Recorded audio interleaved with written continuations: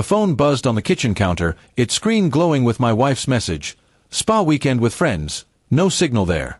I read it twice, my thumb hovering over the reply button. The words seemed ordinary enough, but something about them felt off, like a puzzle piece forced into the wrong spot. I typed back, "Tell Jake I said hi," and hit send before I could overthink it. Jake. Her old college friend, always lingering in group photos, his grin a little too wide. She hadn't mentioned him in years, but his name slipped out of me like a reflex.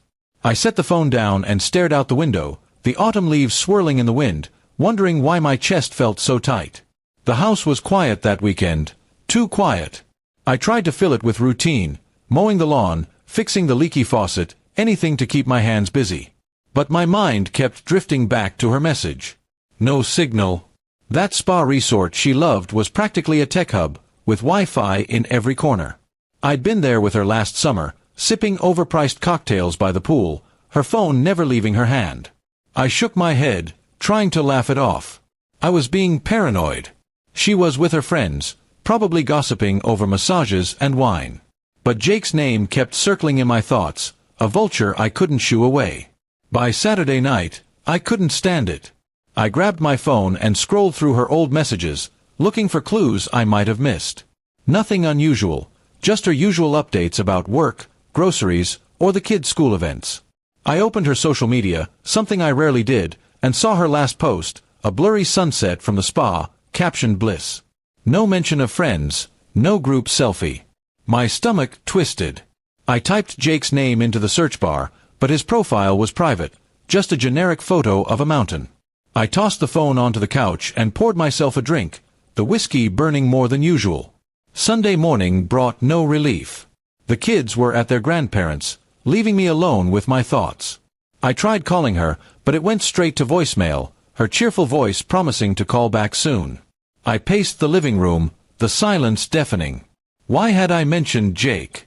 It was a jab, a test, and now I regretted it. What if she laughed it off with him, the two of them sharing a knowing glance? I grabbed my keys and drove to the park, hoping fresh air would clear my head. But the families laughing and kids running only made me feel more disconnected, like I was watching someone else's life. When I got home, my phone had a new message. It was from her, back early. Home soon. No mention of Jake, no explanation for the signal excuse. I sat on the couch, staring at the words, trying to decode them. Was she rushing back because of my message? Or was the weekend cut short for some other reason? I wanted to believe it was nothing, a misunderstanding, a bad gut feeling. But the unease clung to me like damp clothes. I started dinner, chopping vegetables with more force than necessary, each slice a way to ground myself.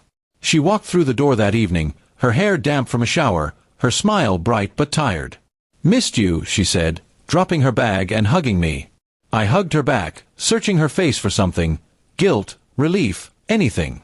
But she looked the same as always, her eyes warm, her laugh easy. She chattered about the spa, the sauna, her friend's drama, but Jake's name didn't come up. I didn't bring it up either. Instead, I nodded, smiled, and passed her a glass of wine, the knot in my chest loosening but not gone. We ate dinner, the kids' empty chairs a reminder of our rare alone time. She reached for my hand across the table, her fingers cool against mine. "You okay?" she asked, her brow furrowing. I wanted to ask about Jake, about the signal, about why her story felt like it had gaps. But I didn't. I squeezed her hand and said, "Just missed you too." The words tasted like a half-truth, but they were easier than the alternative. She smiled, and for a moment, everything felt normal, like the weekend had been a bad dream. Later, as we lay in bed, her breathing soft and steady beside me, I stared at the ceiling. The house was quiet again, but it was a different kind of quiet, one that held us both. I didn't know if I'd ever bring up Jake, or if I even needed to. Maybe it was just a name, a ghost from the past I'd conjured up myself. But as I closed my eyes, I promised myself one thing. I'd pay closer attention, not to her phone or her words, but to us. To the life we'd built, the trust we'd earned. And maybe, just maybe, that would be enough.